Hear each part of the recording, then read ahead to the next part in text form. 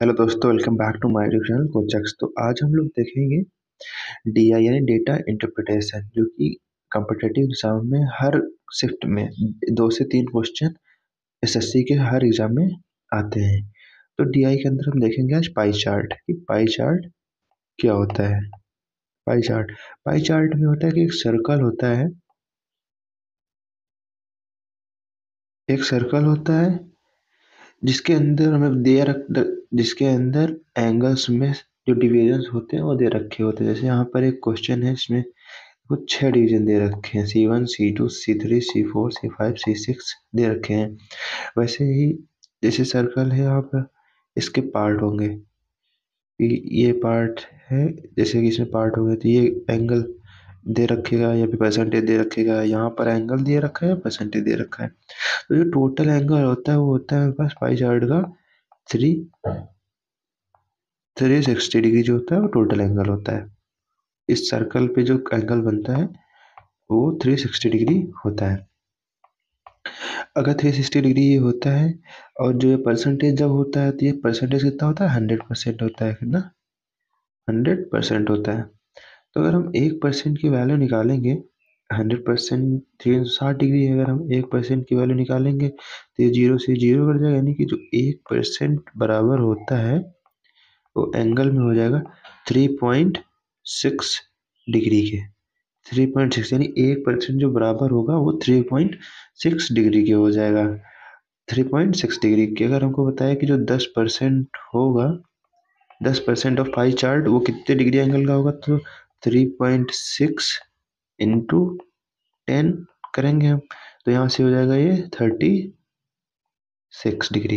इतना 36 डिग्री का हो जाएगा, यानी 10% 36 डिग्री का होगा। अगर इसी प्रकार अगर 20% पूछेगा तो 3.6 इंटू 20 कर देंगे, तो 3.6 इंटू 20 जब करेंगे तो ये आ जाएगा बस 72 डिग्री। 72 डिग्री आ जाएगा। इसी प्रकार अगर 30% पूछेगा तो 30 इंटू 3.6 कर देंगे। तो यहाँ पर एक कॉमन चीज, अगर यहाँ पर 50% का वैल्यू निकाल लें, 50% कितना हो जाएगा, 3.6 इंटू 50 यानी कि 180 डिग्री।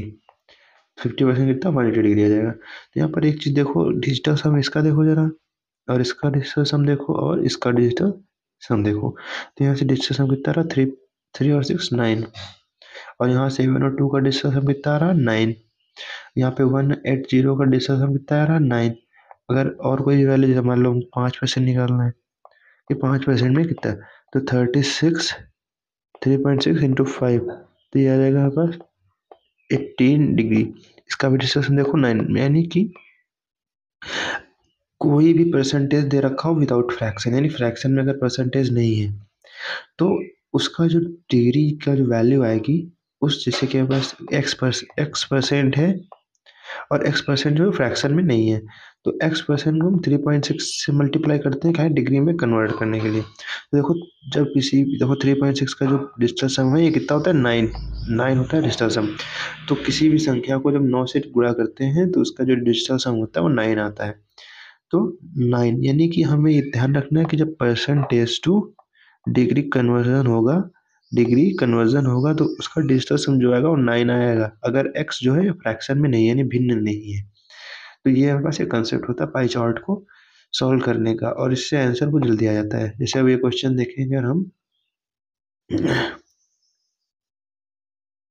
जैसे अगर ये क्वेश्चन देखें, इस क्वेश्चन में क्या कह रहा है, इस क्वेश्चन में कह रहा है कि to what degree is the corresponding central angle to 1 decimal place of laptops provided by C, यानी सी कंपनी द्वारा जो लैपटॉप प्रोवाइड किए गए हैं उनका एंगल कितना है, ये पूछ रहा है हमसे।